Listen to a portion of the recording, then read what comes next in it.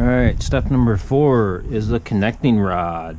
And it's just one nut and a 17 mil socket and one of the wrenches they provided with it for the bottom. This should be an easy one.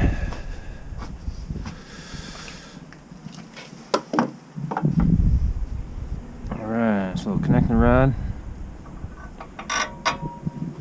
Nice.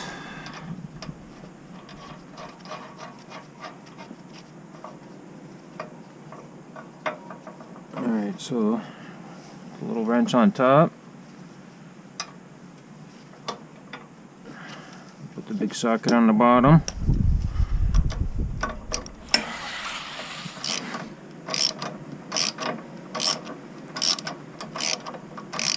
Alright.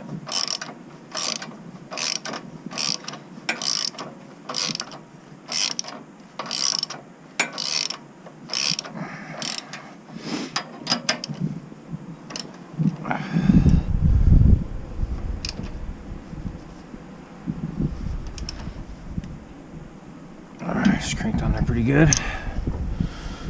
Alright, that's it for 4. On to the next one.